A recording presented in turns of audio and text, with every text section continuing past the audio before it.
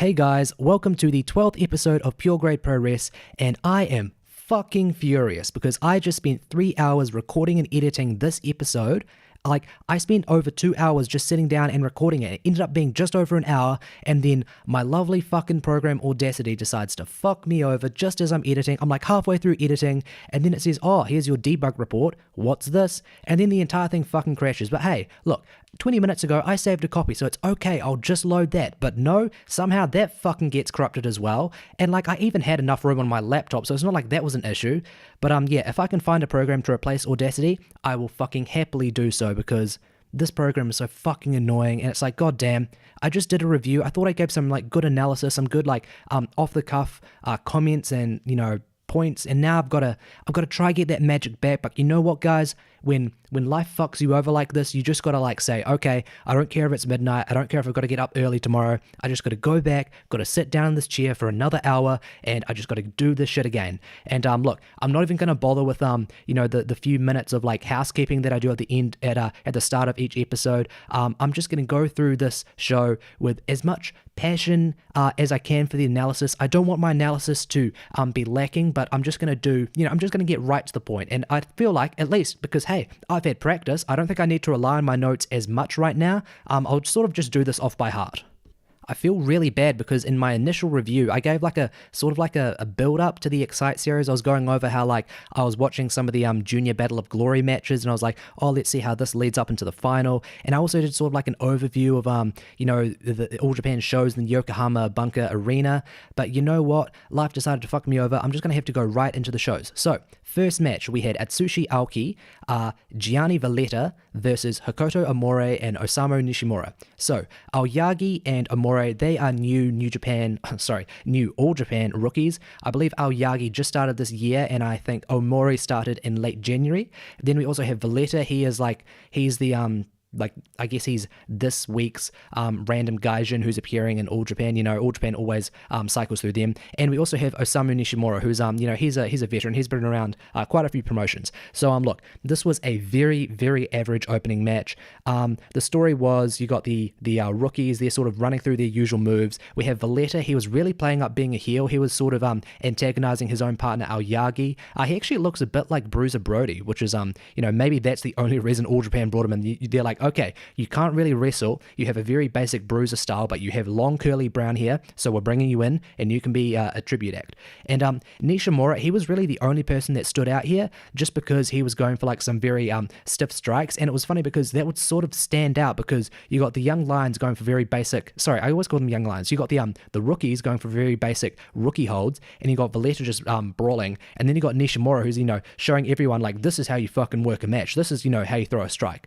But yeah, the match was fine. Nishimura ended up getting the win over Aoyagi. He performed the spinning toe hold for a while, and then he got the figure four. So yeah, fine match. It wasn't really bad, but it's not a match I'm going to ever watch again or consider, so I only gave this 2 stars. After that, we had the Junior Battle of Glory 2019 sort of celebration tag match. So this was Atsushi Aoki, Black Mensere, Black Tiger 7, Chikara and Hikaru Sato versus Akira Francesco, Atsushi Maruyama, Kotaro Suzuki, Tajiri, and Yusuke Okada. So a lot of tournaments, a lot of promotions will do this after their big tournaments, where they'll take the guys who didn't make the the final cut, and they'll be like, hey, here's a tag match where you can all compete against each other, and I guess sort of celebrate the tournament. And I feel so bad, because it's I was just about to say I saw a few of the tournament matches, and then I'm reminded of my review I did, which got corrupted, and it's oh, that pain right away. But yeah, I did see a few of the tournament matches from the other Excite series matches, and there was nothing to blow away. The first night, there was a match between Kotaro Suzuki and Iwamoto, as well as Yoshioka and Yoshioka and Atsushi Aoki, and those were, 2 really good matches. I gave both of those 3.5 stars, but all the other matches I saw, they were sort of pretty average, just around that bland 3-star range. So, but I was still thinking to myself, look, there's a lot of good wrestlers in this match. You've got Aoki, you have Sato, you also have Akira Francesco, who grew on me during the tournament. You've got Maruyama, who can be pretty decent. You got Tajiri, who I think is okay. Also Okada and Kotaro Suzuki, who I think is awesome. So I was massively, massively disappointed in this match because, first of all, it was very, very comedy based. You know, the first few interactions we saw between the wrestlers, like the first few minutes was just the wrestlers going through their comedy spots. And we got some serious stuff from like Akira Francesco, who showed off some fun dives. We also got some really fun, like genuine wrestling interactions between Kotaro Suzuki and Hikaru Sato. And the match actually ended up finishing with Kotaro hitting his endless waltz on Hikaru Sato. And the endless waltz, I'm not sure if this is a Gundam reference or if that's like a term itself, an endless waltz, because I know that only, like, I just associate the term endless waltz from Gundam, and I know there's like, I can't remember if it was a series itself or like a special like OVA series, but anyways, my point being, the endless waltz is a really, really cool move because you know how wrestlers will constantly like trade near falls on cradle pins? Well, Kotaro Suzuki, he actually makes that part of the hold because he constantly goes for a cradle pin, but then if his opponent kicks out, he just repositions it and keeps going for it until he can finally get it, and it's just such a great move because there's always tension because, you know, okay, even if this person kicks out of this endless waltz like 4 times, they might, you know, Kotaro might get him on the 5th or the 6th.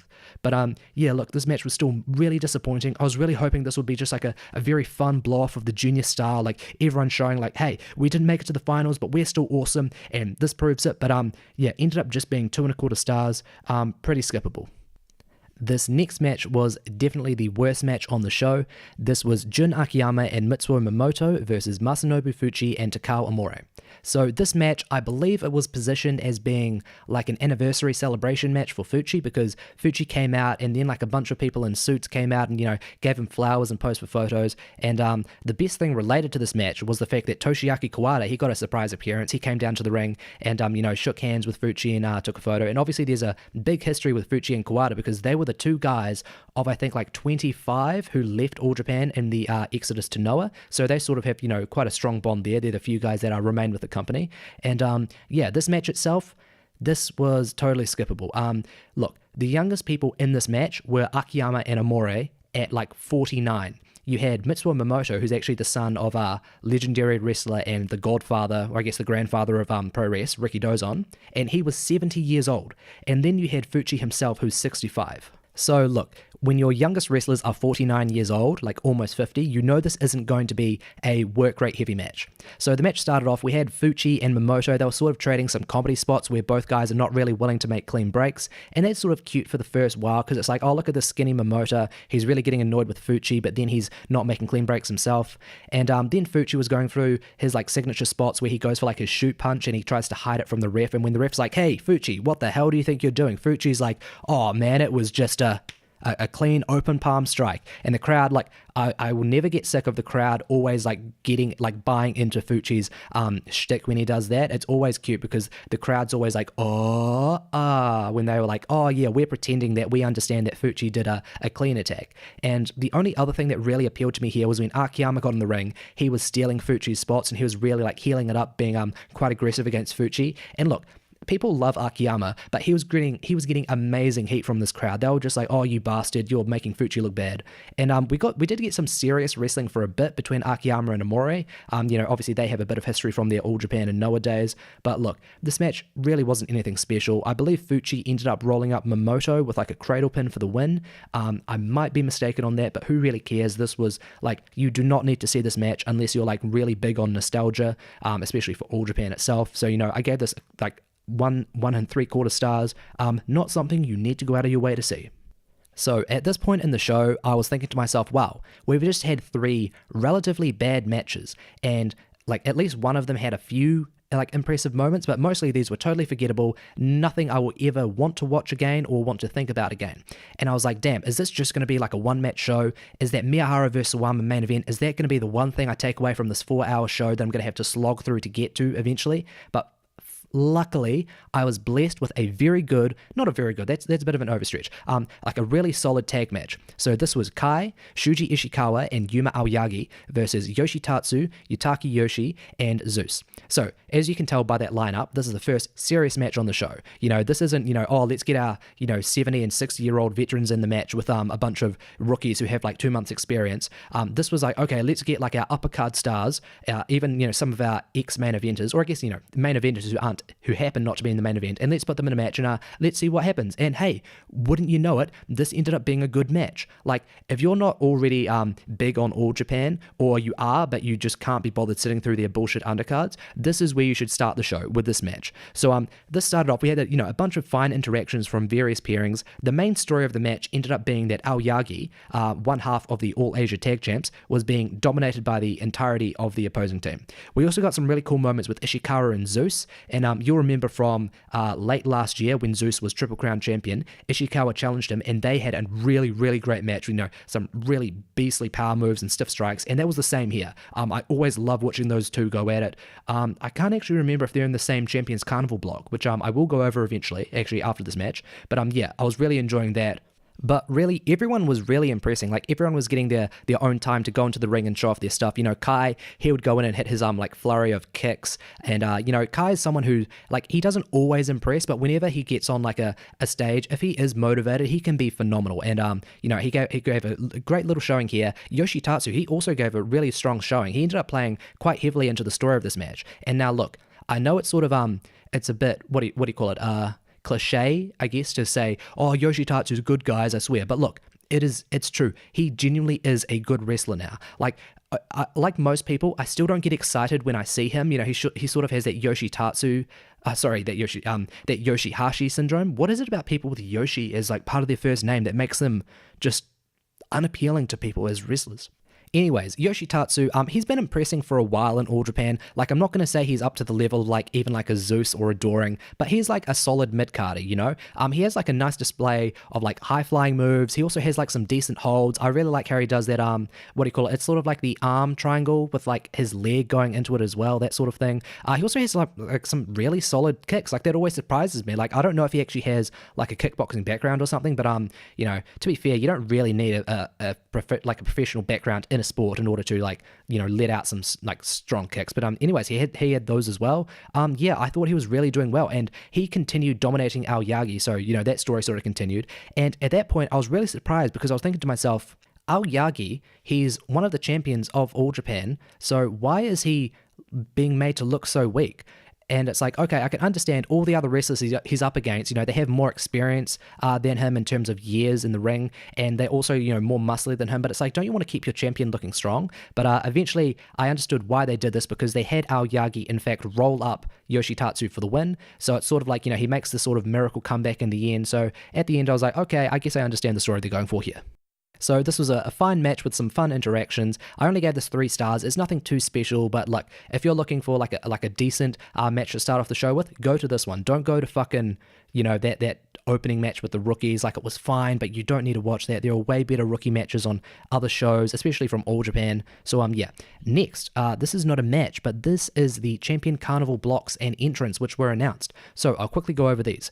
In A block, we have Miyahara, Kengo Mishimo from K-Dojo, Aoyagi, Zeus, Valletta, Ryoji Sai, Dylan James, Ishikawa, and Okabayashi from Big Japan.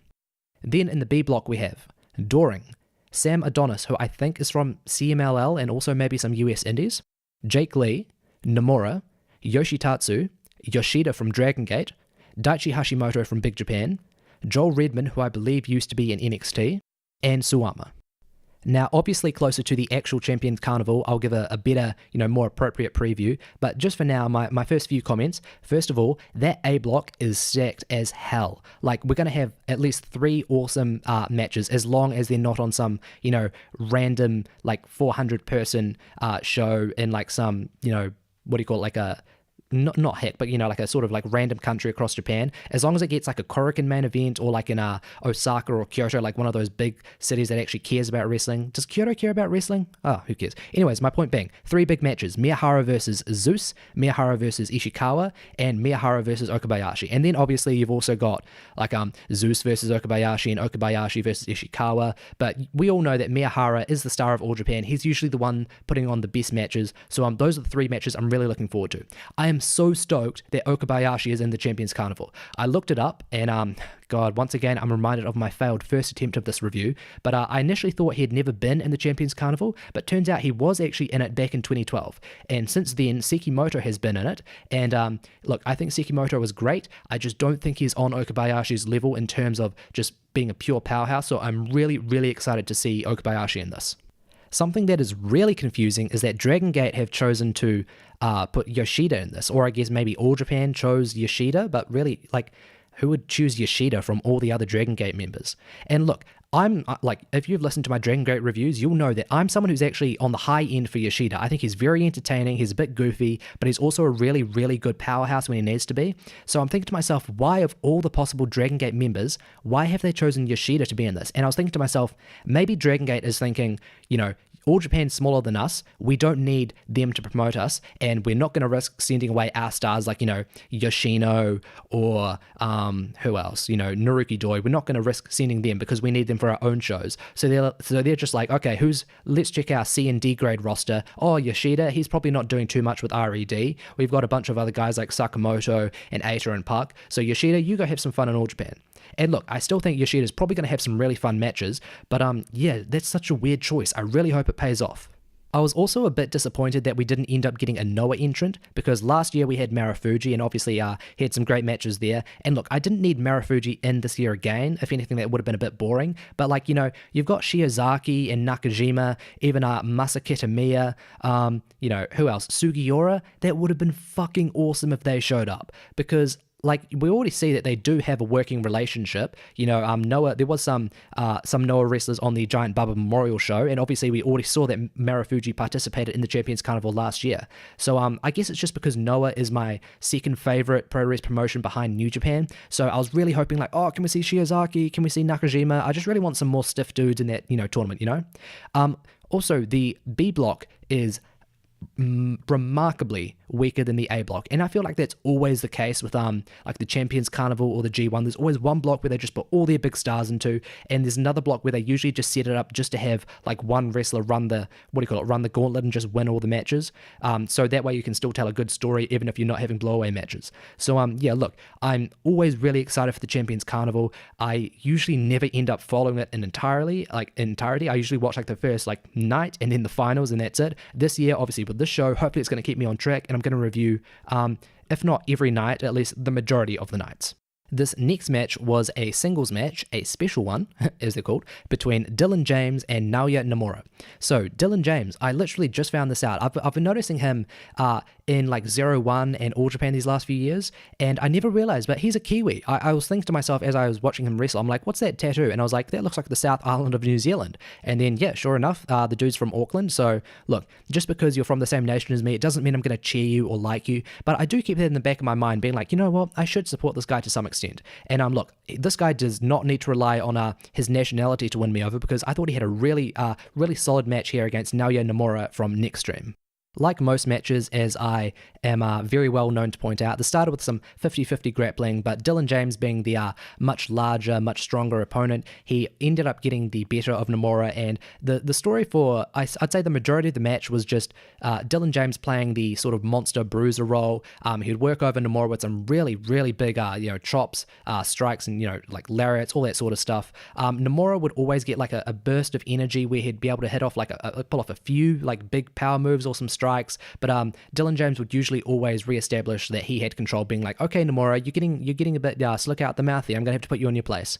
And the story ended up being that Nomura, he was intermittently working Dylan James over. So even though he's being dominated, it's those very few moments where he's able to get off offense that would actually build up over time, and eventually he was able to start knocking Dylan James down.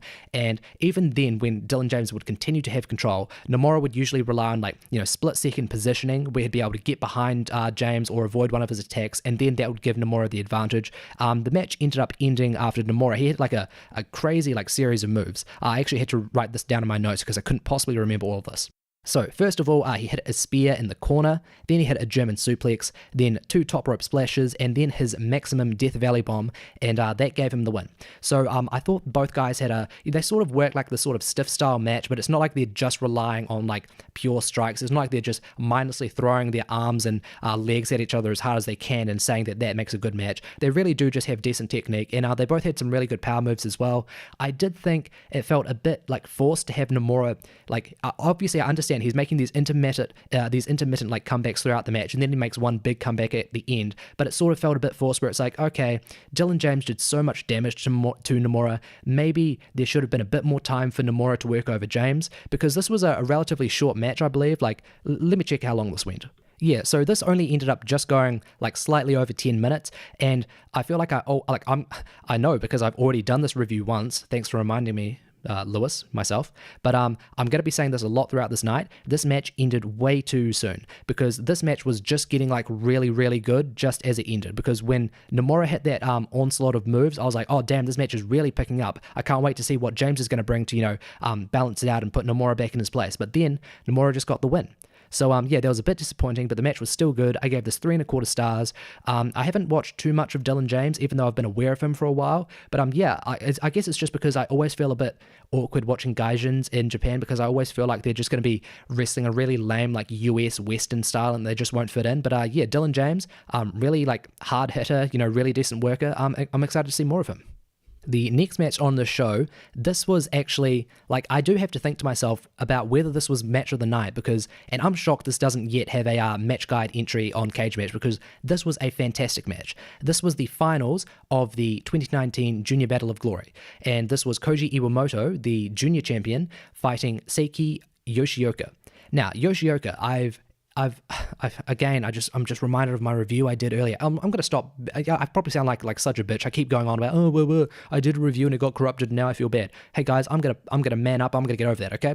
I'm just gonna power through this. Yoshioka, he is a Wrestle 1 dude, and he was actually in Wrestle 1 before Strong Hearts invaded. Obviously, Strong Hearts, the stable, the multi-promotional stable, I guess based out of China technically, led by Shima from the ex-Dragon Gate. That stable has been invading, obviously, Wrestle 1 and DDT, and here they have invaded all Japan, because Yoshioka, after Wrestle 1 was invaded, he defected from, I guess, the Wrestle 1 home army and ended up joining Strong Hearts. And when I watched him in Wrestle 1 before he was part of Strong Hearts, he played a really good babyface, because he just has such a very flashy, entrancing offense. But ever since he became a heel with Strong Hearts, I just realized this dude is a fantastic heel, because he's so smug and arrogant in his expressions, and it's like, damn, you want to hate him, but then he performs all these crazy acrobatic moves, and it's like, damn, I can't hate this dude. And on the other hand, you've got Koji Iwamoto. And look, people have gone on about this guy for ages, and I've always thought he's solid, especially with his like judo-influenced offense, which you don't really see these days. So he's been someone that I've always been like, oh yeah, his offense is cool, but as a character, I've never really cared about him. He's just a guy who doesn't really seem to emote that much in or out of the ring. And I've seen like the big matches that people point to saying, oh yeah, check this out if you really want to get into Iwamoto. But I guess up until this match, I had never seen that much about him that really made him great in my eyes. But this match, oh boy, this was a fantastic match. Someone in All Japan management must have been listening to my show, because they were teasing me at the start because they were going for the typical 50-50 grappling exchanges, but then right away, Yoshioka and Iwamoto were immediately running off the ropes and going all about their, flashy kicks, acrobatic, aerial moves, and I was like, okay, damn, you boys were trying to tease me for going for like a very bland 10 minutes and then picking up in the final half. But no, they went right about it. Yoshioka, he established control really early on. One like series of moves that really impressed me immediately was he hit like a running knee, I think on the apron, and then hit a Asai moonsault to the outside. So it's like you're planting this guy as the invader, as the smug guy from Strong Hearts invading All Japan, trying to win their tournament against their own junior champion, but then he does all this cool shit. How can you possibly cheer against this guy? Anyways, Yoshioka, he maintained control for quite a while. This was very similar to the Dylan James versus Nomura match, in the sense that Yoshioka, sort of like Dylan James, all throughout this match he was working over Iwamoto, and Iwamoto would get like a few bursts of energy where he'd show off his own like power moves or strikes to counter all of Yoshioka's, not only just his like very basic brawling, like stomping on Iwamoto to wear him down, but also obviously his flashy attacks and his own strikes. And it was very, very slowly managing to have effect on Yoshioka. After about, I'd say maybe 10 or so minutes of Yoshioka just dominating Iwamoto, I was starting to think to myself, okay, where is this match going? Because you got to think of it like this. You've already got the junior champion in the finals, and if he wins, then he doesn't really have a very clearly established challenger. Like, you could go back to see who beat him in the tournament, but that's sort of like, it's anticlimactic compared to someone beating him in the finals and then having to face him again. So that's why I was thinking, okay, it would make so much sense for Yoshioka to dominate this match, and then in the final 5 minutes Iwamoto would make a big comeback, because that's such like a trademark sort of thing in wrestling. The babyface gets totally dominated for ages, but then he eventually fires up and gets the win. But on the other hand, I was thinking to myself, but then would miss the opportunity to have Iwamoto be challenged once again by Yoshioka if Yoshioka won. So it was sort of like 50-50 toss up in my mind whether they're just gonna go through with Yoshioka being totally dominant and putting Iwamoto away, or if they were gonna have Iwamoto sort of make the comeback, the triumphant comeback at the end. And I was really buying into the idea of maybe Yoshioka just totally bulldozing Iwamoto, when at one point, after both guys had sort of moved into, big move trading sequences, which were very clean, by the way. It was like counters on counters, a lot of move evasion, very quick pace. It was beautiful. But at one point, referee Wada, he was teasing doing a standing 10 count for Iwamoto, and Iwamoto, this was the point where I was finally starting to see that personality, because he had that, glazed over look, eyes sort of rolling into the back of his head, looking totally exhausted, and the ref was like, okay, I'm gonna have to give you a 10 count because you look totally out of it. And then I was even thinking to myself, damn, would they do like a knockout angle? That would put Yoshioka over massively. Not only did he beat the junior champion of All Japan in the finals of All Japan's junior tournament, but he knocked him out. And at that moment I was like, okay, this match is getting fantastic. And then Iwamoto, he won up to me. He was like, okay, Lewis, you're enjoying this. I'm going to make you enjoy this even more, because then he massively powered up, and he hit Yoshioka with some massive STOs. And look, when I think of the STO, which is pretty much a judo influenced move, I tend to think of either Evil from New Japan, just because he's the guy who does it as his finisher and I just happen to associate it with him the most, but also Naoya Ogawa from, early 2000s New Japan, when he would do those most famously against Hashimoto. But damn, Iwamoto makes the STO look beautiful. He really makes sure that his opponent lands right on the back of their neck, or at least the top part of their spine. It looked beastly, and he just floored Yoshioka with his STOs, and then he just screamed right up to the roof, and I was like, okay, damn, I'm seeing a lot of passion from Iwamoto, and I was like, I don't even care if he's just going to have a typical sort of babyface comeback right at the end. There are the seeds planted of him having dominance throughout the match, and now I'm seeing this genuine passion from him. I'm finally connecting with him as a wrestler, well, I guess as a person, as opposed to just as a wrestler. Yoshioka immediately fired back with some big moves of his own. He was clearly like, okay, shit, I've awakened the beast. I really need to try my best to put Iwamoto away. He had some really good power moves and strikes. One thing I loved was he basically hit Shingo Takagi's last falconry, or as it's known in New Japan now, the last of the dragon, where it's sort of like that pump handle sort of, what do you call it, a pump handle sort of driver or bomb or something, that sort of thing. Look, you guys know Shingo Takagi, you know the move, I don't need to explain it, but he hit that, and I'd never seen Yoshioka do that move before, so I was like, oh shit, he's pulling out some, and look, I haven't seen a lot of Yoshioka, just to preface this, but I was like, oh shit, he's pulling out some stuff that we haven't seen before, or at least we haven't seen thus far in this match. Maybe this match is going to end right here, but no, we just got a near fall, and I have to say, this is one of those matches where the near falls are just, you're just hitting me left and right, because I'm like, oh shit, it's over. Damn, it's not. Because Wada and Iwamoto, they were doing a fantastic job of selling those near falls, where Wada, he does a big build up to the final 3 count. You think his hand's going to slap, but no, Iwamoto just gets fucking shoulder up, and Yoshioka just has to sit back and be like, fuck, what can I do to put this dude away?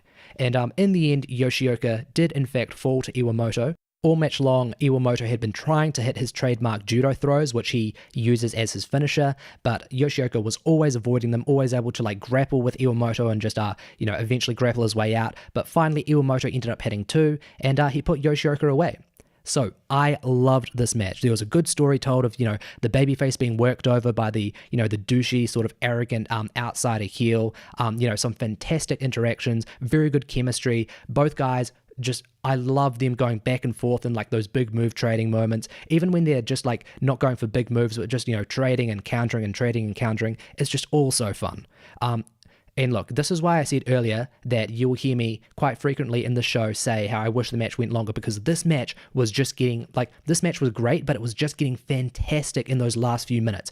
And this isn't a match where I'll say it needs an extra 5 or 10 minutes. This match literally just needed an extra 2 or 3 minutes, because that's all it needed, just that extra little, icing on top of the cake to make this a fantastic match. Like, if this went like a little longer, this would have easily been in my top 5 matches of the year, because this was outstanding.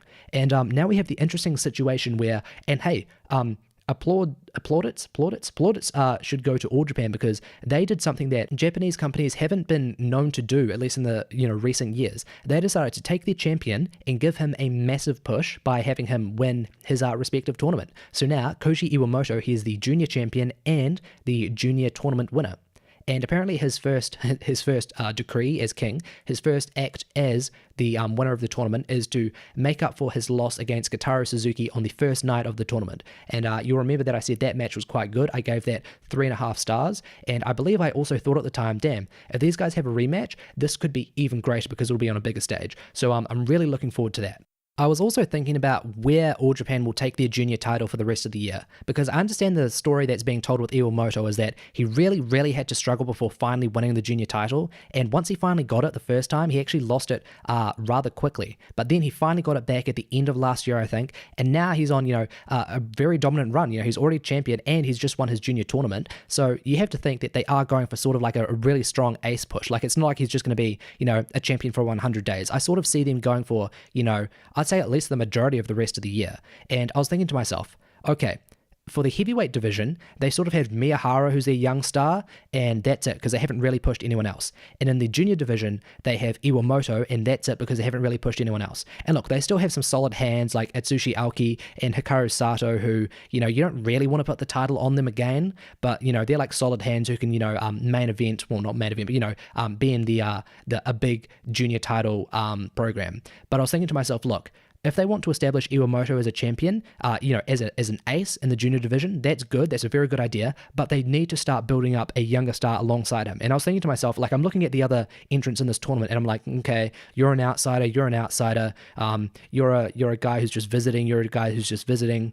I guess that's the same thing as being an outsider. Sorry, I meant to say, there's outsiders and, there's like guys who are sort of past their prime. And I was thinking to myself, look, who else can you really build up in the junior division as a star? It's Yusuke Okada. And so I guess if I'm going to into the fantasy sort of booking section of this episode, I'd say my plan, or at least what I think would be awesome, is if Iwamoto remains being very dominant for the rest of the year, I'd have him beat Kotaro Suzuki in this next upcoming challenge, and then you sort of plant the seeds to have Okada, build up, he's getting better, and then he finally defeats Iwamoto, because they had a match earlier in the year for the title, and I wasn't as high on it as other people. I did think it was a good match, like 3.25 stars. Other people thought it was fantastic, like match of the year level. And I was like, you guys are crazy. And everyone's really big on Yusuke Okada. I don't think he's that good, at least not yet, but I do see a lot of sparks of him being good. Like, I remember watching him when he was like a brand new rookie in All Japan, and I was like, okay, this guy's okay. But these last few years, well, at least the last year, he's been pretty good. So I think a great story would be you have Iwamoto remain really dominant as ace for like a long time, then you slowly build up Okada. He's already got that story of his initial loss to Iwamoto, and then he's the one to dethrone Iwamoto, and then you can just have them be generational rivals for that title. And then, hey, you've got 2 junior stars instead of just 1. But hey, I'm just a random Western fan who thinks he knows better than the Japanese promotions that he actually watches. So, who knows where that fantasy booking will go. Just in case I didn't mention it already, I'll just say, at least remind that Iwamoto versus Yoshioka, that was 4 stars, and now we're going on to the next match. This was for the All Japan World Tag Team titles. This was the Strong BJ team of Sekimoto and Okabayashi versus the Sweeper team of Jake Lee and Ryoji Sai. So I guess I would describe this match as the beefy powerhouses versus the tall guys, because Okabayashi and Sekimoto, they're not very tall. They're like 5'10 and 5'11, I believe, but they make up for that with, muscle. They're quite wide, not tall, but quite wide. And then you've got Ryoji Sai and Jake Lee, and like, if you just see them by themselves, you would think, oh, okay, they sort of like look like they've got relatively like skinny fat bodies, but then you're like, oh shit, these dudes are 6'3 and 6'4. That is massive. And Jake Lee, for the longest time I watched him, I never registered that he's fucking massive. And I guess it's just because he doesn't carry himself as like like a monster. Like, even though he's massively tall, in any other promotion, he would play the monster role. But I guess because in All Japan they have some relatively big wrestlers, he really never gets that opportunity. So once again, the match started off with, some very basic 50-50 grappling. Who was that between? I'll just check my notes. That was between Sekimoto and Ryoji Sai, and then Jake Lee and Okabayashi, they sort of started unloading on each other with some very stiff strikes, and that was basically the story of this match. It was stiff strikes, big power moves, and a lot of energy. I do have to say I was disappointed because this match, it went almost 30 minutes. It was almost as long as the main event, and there was quite a lot of fluff and a lot of repetition. And look, don't get me wrong, the match still ended up being great, but it just took a while to get there. Like, this is one of those matches where, like, all the wrestlers were like, we're going to try our best to make this not great. But at the end of the day, they were all so great that they couldn't even stop themselves from making the match not great. And by that, I just mean there was no real story. Like, there was a story early on where Jake Lee was being dominated by both of Strong BJ, and I was like, oh, okay, that's cool. Even though, Jake Lee is the tall guy, they're going to make him into the sympathetic babyface, and maybe he's finally going to get, like, a heroic comeback at the end or something, even if he eventually does fall. But they did that story for, like, maybe all of, like, 5 or 10 minutes, and then for the next, like, 15, 10 or 20 minutes even, the match just stuck around the formula of, various pairings between the two teams, just going for stiff strikes and power moves and, showing like some general like energy and passion. And like, to you, that probably sounds good. Like, hey, Lewis, you're talking about some dudes throwing some stiff lariats and chops and, like screaming and showing their fighting spirit. That sounds awesome. And like, yeah, it was good, but it just felt a lot like very samey for a lot of the match. And it was only really at the end of the match when Okabayashi and Jake Lee, and it's fitting because they were the ones at the start of the match who like made things interesting, and at the end they made things really interesting. They were really going ham. And did I just say going ham? Fucking hell, what the hell is wrong with me? What is this, like 2012 going ham? Anyways, sorry, like, please excuse me for that awful use of lingo. Anyways, Okabayashi, as I've said, he is my favorite of the Strong BJ team because I think he is fantastic at showing passion. He comes across as way more of a powerhouse musclehead than Sekimoto. I guess just because Sekimoto's body type just looks, maybe his height is just too small for me to take him too seriously, as like, he is awesome, but you know what I mean. Okabayashi, he's just like, he is like peak powerhouse. And he was getting really, really riled up, especially going up against Jake Lee. And Jake Lee, he had looked rather weak all match long, like being dominated and then having like a few stiff exchanges, but nothing to really stand out. At the end of the match with Okabayashi, he was finally unloading some very stiff knees, and it was actually like coming across as credible. Like, Okabayashi was letting out some, chops and forearms and lariats, but then Jake Lee would just like run a massive knee into Okabayashi's stomach, and Okabayashi would like bend over like crumbling, and I was like, okay, damn, I'm taking Jake Lee seriously as a threat right now.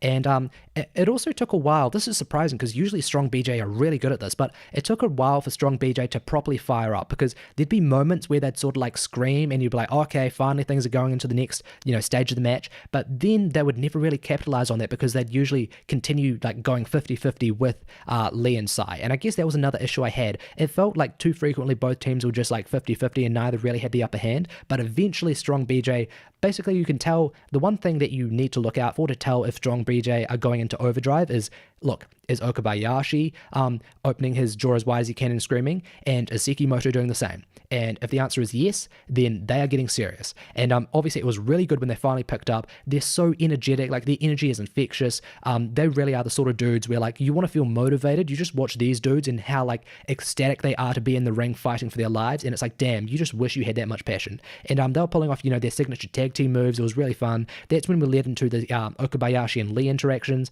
and I really, again, I feel like, again, this isn't the last time you're going to hear this. Actually, is it? Yeah, I think this, yes, this isn't the last time you're going to hear this. But I wish this match went on longer, because just as Okabayashi and Lee were putting together those fantastic exchanges, I was thinking to myself, okay, it took us a while to get here, but this match is finally getting awesome.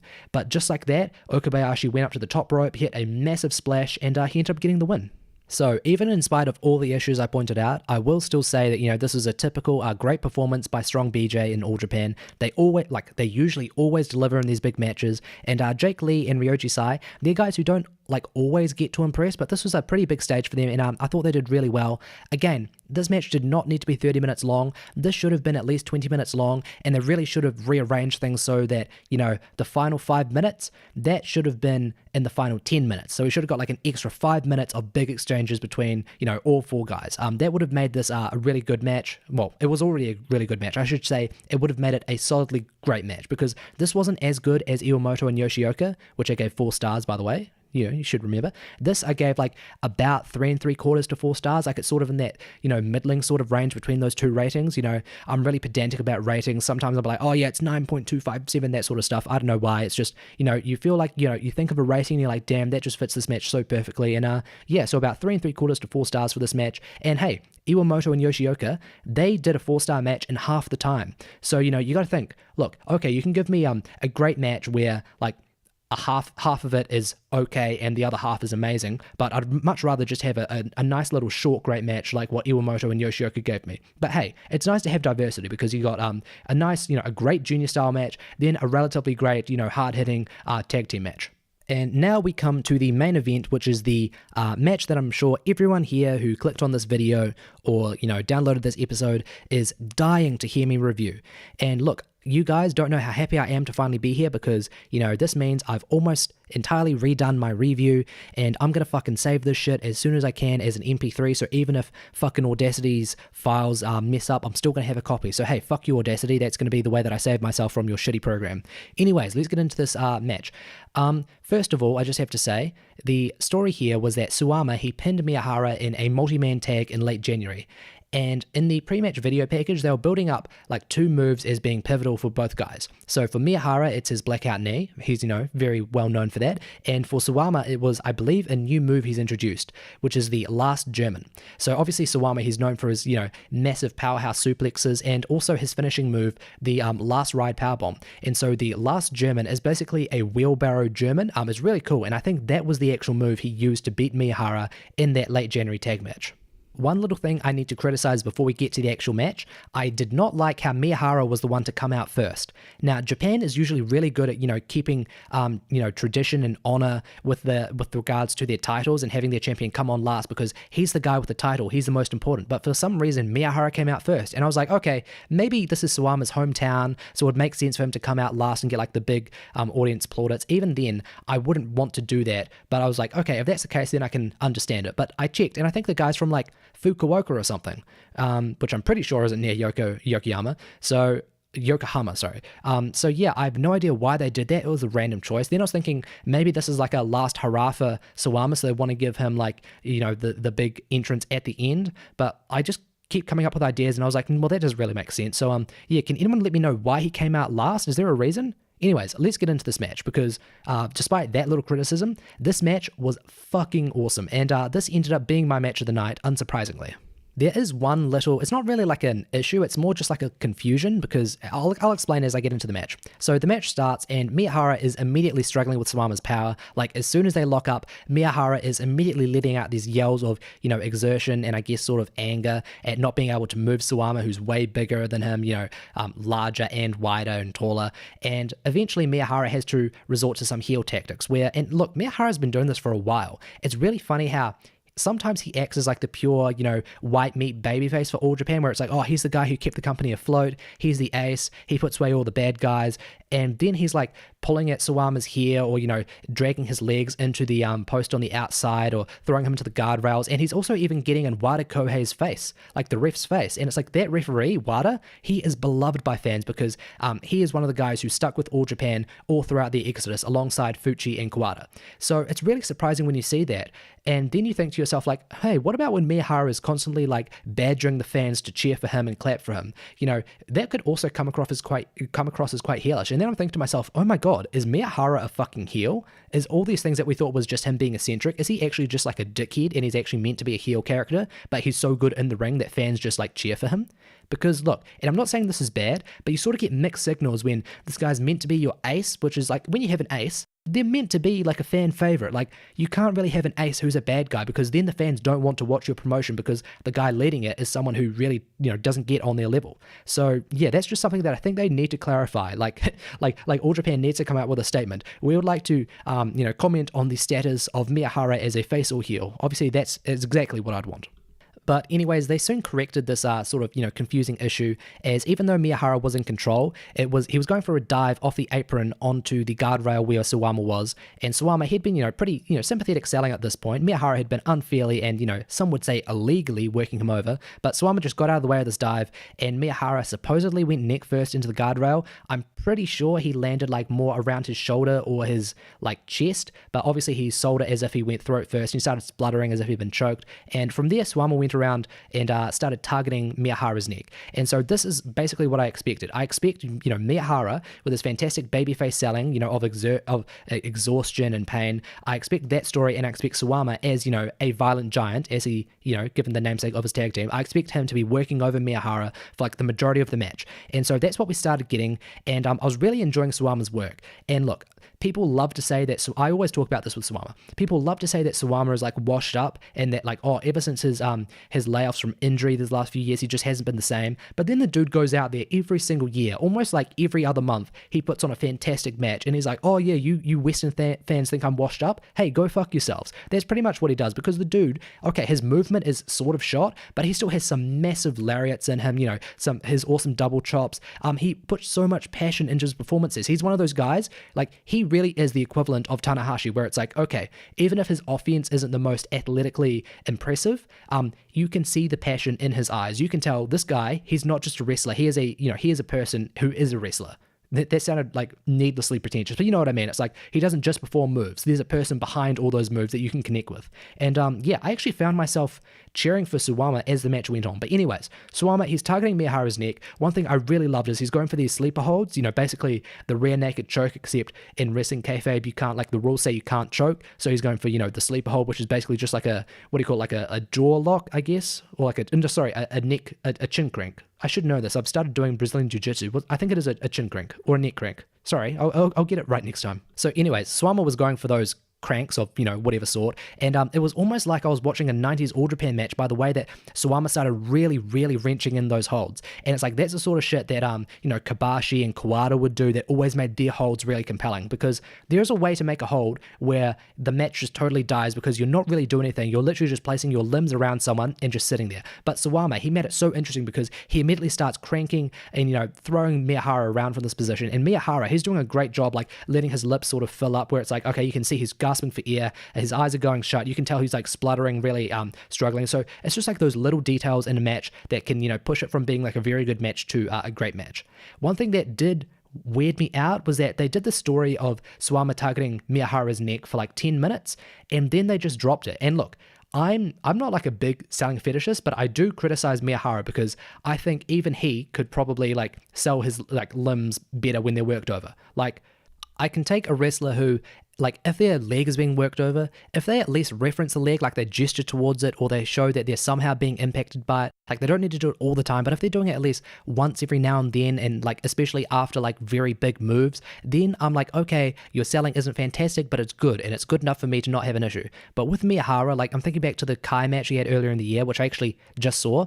That match was great. It would have been awesome if Miyahara had just sold the leg, and like he was selling it in real time. Like if Kai would attack it, then he would sell it, but then he's like running around the ring and even using the very same leg to like propel himself into these moves, or even using the leg for a big move itself. And I'm just like, okay, like I don't think I'm being too demanding by saying, Miyahara, can you please sell the leg because it's been worked over for the majority of the match. But here that actually wasn't an issue because there was no opportunity for Miyahara to no sell the neck because Suwama himself stopped targeting it. So the story there, like in kayfabe, is that yeah, Miyahara did have his neck worked over, but for whatever reason Suwama decided to stop targeting it. And look, I guess a lot of people like to say, oh, if you bring up a body part as being targeted and then you don't follow up on it, then that's wasted time. But to me, that sort of makes the match more realistic, because it's like in UFC, sometimes you'll see a guy targeting someone's like, I don't know, like a striker. You'll see them trying to go for the body constantly, or you'll see a grappler. He's trying to go for like an arm bar or, some other sort of hold, a Kimura or something. He's targeting a specific body part. But then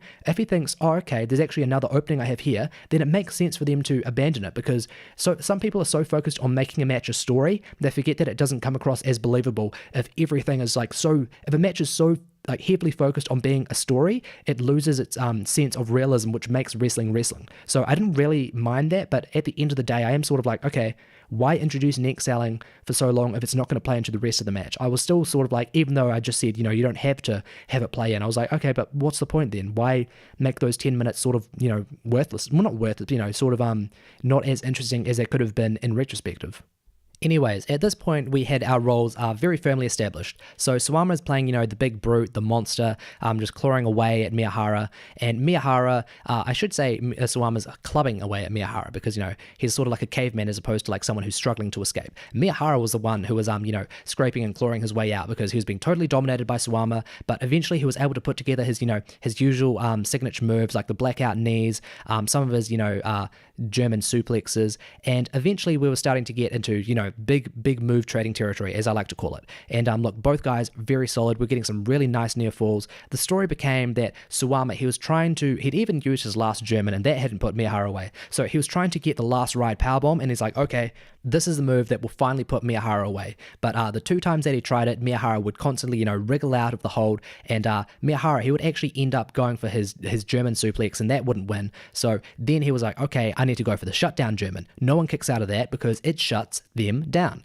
And he was going for that. He finally hit it, but then Suwama kicked out, and I was very surprised, because like, okay, people kick out of Miyahara's German suplex all the time, and people who aren't very familiar with All Japan, they don't really get that nuance where it's like there's a difference between the shutdown German and the German, because the shutdown, at least in kayfabe, is more powerful because it holds the opponent's arms, and in kayfabe or whatever, that somehow makes the hold more powerful. Or maybe in the bridge, it's provides an easier way to hold the opponent's shoulders down, whatever. There's an in-world explanation for it, is the point. But yeah, when Suwama kicked out, I was thinking to myself, holy shit, are they going to have Suwama win here? Because like they had been building it up sort of that way, where Suwama he was totally dominating Miyahara. And in trademark Miyahara big match fashion, there were some fantastic near falls. This was just like the Iwamoto and Yoshioka match, where they were having, right, left, here you go, Lewis, here's a near fall, here's a convincing near fall, here's a very close moment where the match could have ended. And I was loving it. And this was the point where I was like, okay, this match needs to go on for like another 5-10 minutes, because I'm loving this shit. I'm eating it all up. But in the end, Miyahara, like he and Suwama, they'd both been firing up. They even got a few like, passionate sort of like purposeful no-sell moments. And I think those were a bit cheesy, but it was clear both guys were getting really amped up. And it was at those like final few minutes where Suwama is getting so like really hyped up, and I'm like, damn, this Suwama dude, as I already said earlier, so passionate. He clearly cares about what he does. He takes so much pride in his work. Damn, Suwama, just one more time, can you put this cocky fucking Miyahara ace prick away and just claim your rightful title? One last issue, and it wasn't a big issue, but it was, in retrospective, I do think, that was a bit, one issue I had was that after the first shutdown German that Miyahara used, Suwama, after kicking out of it, he was pretty quickly, like he'd relatively quickly recovered. Like it was only 30 seconds later, I think, that he was on his feet. He was like, it wasn't like he was unaware of his senses. He was, quite well about himself, well adjusted. And it's like, okay, you just kicked out of like your opponent's finisher, like his finisher to end all finishes, the shutdown German, and then you're relatively good like 30 seconds later. Like that was a moment where both guys needed to lie down for a while and allow Suwama to really sell the extent of that move, because like I'm not going to say it makes the move look, well, I guess I am going to say it sort of makes the move look weak, at least in kayfabe, in storyline. If it's like, oh, okay, this move, it beats everyone. It beats Kai, it beats Ishikawa. But then Suwama takes it, and 30 seconds later, he's way back to competing. But I will say they made up for this, these two guys, because then they had the awesome moment of Miyahara going for another shutdown German, and Suwama, he just continued firing up. He was trying desperately to break from Miyahara's shutdown pose. The shutdown hold, where he's grabbed both of Suwama's arms and trapped them onto his body, and Suwama's trying his best to like expand his abdomen and his arms to break out of that hold, and I was getting so fucking hyped up. I was like, oh my gosh, Suwama's gonna fucking break out of the hold, he's gonna go off the ropes and hit like a massive lariat, he's gonna put Miyahara away. And the fans were also getting really into it because they noticed that Miyahara, he was taking way too long when he was holding Suwama up in the air, and it's like, oh my gosh, Suwama's gonna jump out any minute. But no, Miyahara sadly entered that dream of mine and of the crowd. He very, very slowly, and it looked beautiful, he slowly just fell backwards and hit a beautiful bridge with the shutdown German on Suwama, and he ended up getting the win.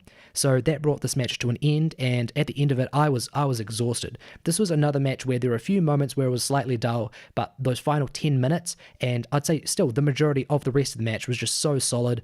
Some fantastic near falls. Both guys, like, they're not guys who have crazy chemistry like we saw with Yoshioka and Iwamoto. It's not like they're hitting like, you know, big move after big move. Well, I guess they are, but like in the sense that they're going from counter to counter, you know, one guy hits a move and then the other hits an immediate big move. It was more sort of delayed, so it came off as less of a spot fest. It was like, oh, here's a big sequence, we'll take a bit of a break. Here's a big sequence, we'll take a bit of a break, then a big spot, then a bit of a break. It was that sort of formula. Does that sound really weird and convoluted, me describing it like that? But I hope it doesn't. But yeah, look, if you've seen the match, you'll know what I mean. So yeah, I really can't say enough great things about that match. It wasn't like amazing. I just gave it a flat 4 stars. But look, to me, that is a great match. Like, if you're new here, to me, if you reach 4 stars, that is a match I'm going to be thinking about for, like, you know, the next few months. I'm, you know, not to be up myself, not to sound like an elitist, but I'm a bit of a hard star rater. So if you get 4 stars from me, like, you're something fucking special. And on Cage Match, this is getting like 9.2 rating. So, you know, obviously a very popular match. I think it totally deserves it. Maybe not that high, obviously, but, you know, it definitely deserves its plaudits. It was a great match. And look, a great way to cap off this great show. So again, the undercard, totally fucking skippable. Do not watch. The midcard, you know, some decent matches there with that tag match, and then also Dylan James versus Nomura, and then just 3 back-to-back great matches. Iwamoto and Yoshioka, a very, very close, you know, second match of the night. Or is that a close first? No, close, because it's a close, second match of the night. You know, I really love that junior style. Both guys, as I say, very flashy, you know, some great chemistry, and it was awesome seeing the personality of both guys. You got, you know, the smug Yoshioka going up against, you know, the sort of, I guess, calm and collected, but eventually, you know, revealed to be passionate, Iwamoto. Then you had a very beastly tag team match. It took a while to get in to, you know, the second gear. It also had a few moments where it's like, oh, this is a bit samey, but, you know, there's so much passion and, you know, power in that match. It's like, you cannot dislike that. And then that main event, God, that was an experience. Like, you know, really nice selling from Miyahara as the babyface. It was awesome seeing Suwama look so dominant. And then at the end of it, I was like, damn, I really fucking want Suwama to win. Like, Miyahara is awesome, but Suwama, like, I don't think he gets enough praise from people. Like, he really is someone where it's like, damn, can't you see he's a fucking perfect babyface? He is a total fan favorite, you know? He is like, okay, he is the Tanahashi of All Japan in the sense that he's the guy that everyone loves and everyone respects. I'm not saying he's the ace, because even then, I don't really think, you know, Tanahashi is the ace anymore. That's a kayfabe storyline. We all know the ace is Okada. But my point, what was my point here? Oh yeah, I guess just Suwama's fucking awesome. I love Suwama. I just want the best for Suwama. Suwama, I really hope you become Triple Crown champion again, because you fucking deserve it. You gave such a passionate performance. You can still go. Fuck everyone that says that you're broken down. You're awesome. Miyahara, you're also awesome, but you know what? You're a bit of a dickhead heel sometimes, and you're mean to my boy Suwama, and also to referee Wada. Why are you always getting in his face, dude? Just leave him alone. Let him do his job. He's been officiating since before you were born, I think, probably. Just leave him alone, let him do his job. Anyways, awesome match, great show, and hey, the surprises weren't over yet. In the post-match, as Miyahara was celebrating, it was actually his fellow Nextstream stablemate Naoya Nomura who came out and he put forth a challenge. And the big news here is that I guess basically Nextstream is maybe not breaking up, but definitely crumbling, because I read some rough translations, and Nomura basically said something about how he threatened to leave Nextstream, and I'm not sure if that's like, if he loses to Miyahara in his title challenge, then he'll leave, or if he beats Miyahara, then he'll leave. But either way, he actually ended up vacating the All Asia tag titles with Nomura. So sorry, with Aoyagi. So I guess that sort of explains why not only why Nomura got his own, special singles match to act as I guess like a de facto single number one contenders match, but also why he and Aoyagi did not defend the All Asia titles against anyone on the show, because they're going to be vacated. And it's a shame because I usually always associated like the Next Stream boys as being like tag champs, and I was always really excited to see them with the titles. And I believe Aoyagi actually got injured when he was a champion earlier, I think in 2018 or 2017, alongside Nomura. And apparently, at least obviously in kayfabe, he himself said, I wasn't aware that Nomura was going to vacate the titles. So you sort of feel bad for him, because, where does Aoyagi go from there? Maybe they start pushing him up to singles as well. That'd be cool. But apparently All Japan announced that they're going to be doing a tournament to decide the new All Asia Tag Champions. So that should at least be interesting. And Nomura was really getting into Miyahara's face. He didn't use the San honorific, which was taken as, sort of being rude to his, I guess his, fellow peer, as also his, I guess sort of senior, in the sense that he's probably a bit older than him, and also, the champion of his promotion where he works for. So it's like, you should probably show some respect, but he wasn't doing that. And even after Miyahara accepted his challenge, Nomura picked Miyahara up in the fireman's carry position, and he tried to hit his maximum Death Valley bomb, but Miyahara managed to wriggle out of the way. So we see Nomura sort of showing, hey, you probably think I'm a joke, but I'm going to take my singles career seriously from now on. I'm not going to rely on the tag titles to build myself up. I'm going to defeat you in this fucking, basically, I'm rambling. He basically said, I'm going to take your title, Miyahara. I'm going to fuck you up. That's what he said, boys. God, I finally got to the end of that. I was just rambling and rambling. Then I was like, what am I saying? Just come out and say what you feel, Lewis. That's what I feel Nomura was feeling. Now, at the end of my first time I was trying to do this review, I had like a really nice sort of like 10-minute rant where I sort of speculated on where I think the Triple Crown title is going, and the importance of Miyahara as an ace to All Japan, and I guess the cons of that. So I guess I'm going to try to recreate that. So with Nomura challenging Miyahara right before the Champions Carnival, I obviously do not think that Nomura is going to win, because first of all, this is his first challenge for the title, and I think this is his first showing of dissension towards Miyahara and Next Stream. So if he won the title here, okay, we've immediately got like a new star in our hands, but there was no story there. It just came out of nowhere where he's like, okay, one night I'm going to betray you and challenge you, and next, I've won the title. So if he wins, it'll be interesting to see where the direction goes from there, but it's very underwhelming for him to finally win the title. And also, Miyahara, during the last 3 Champions Carnivals, going back to 2016, he has always been the champion going in. And he's never won it, but he's always been the champion. So I guess it's sort of like expected now that they're always going to have him be champion. And I think, like I hinted at this earlier when I was talking about how Iwamoto, he's the like junior ace, and how he needs like a generational rival, because he can't just be the pure face of the promotion without, some guys to challenge him properly. There is a similar issue with Miyahara, because you look at the Triple Crown scene, you've got Doring, Zeus, Suwama, Ishikawa. They are all guys who are like, if not in their early 40s already, at least in their late 30s. And you've got Miyahara, who's like, I think just 30. He's a relatively young guy, and it's awesome. You're like, yeah, good job. Thumbs up. You've kept All Japan afloat, but in that process, All Japan has also become way too reliant on you. You've only, in the last 3 years, you've held the Triple Crown title 4 times, and the record has gone to Suwama, who's held it 6 times, and that was over the course of 10 or so years. And I guess I'm just worrying about scaling, because if All Japan wants to keep Miyahara as their ace, and hey, that's fine, you need to have him still have some generational rivals, or else he's just going to be we're going to be in 10 years time, he's going to be a 15-time Triple Crown champion. And then okay, that's cool at the time, but then when they want to start building up new stars, even past when Miyahara's gone, you're not going to have the benefit of that kayfabe legacy to play off of, where it's here's our new guy, he's a 2-time champion, but our the record holder is 15 times. That's sort of what WWE suffers from, because they can't really use the kayfabe of, look at Seth Rollins, he's a 3-time champion, because then it's yeah, well, in your kayfabe you've also got guys who are 16-time champions, and so it's if you ever want to get to that point, you're going to have to do a lot of convoluted booking. So I guess I'm just worried about the scaling going off the charts, where it's Miyahara 10 years time, 15-time champion, and then maybe okay, let's say in 3 years time, Miyahara could easily be an 8-time champion at that point, and then maybe it's only finally when All Japan start pushing Nomura. So then you've got the appeal of, oh yay, it took a long time, but Nomura is finally champion. But then you've also got that uphill that he's faced with in the kayfabe, because Miyahara is an 8-time champion, and if you want to build up Nomura, you're going to have to book him to like constantly lose the title and win the title so that he can have like a sort of equal record to Miyahara.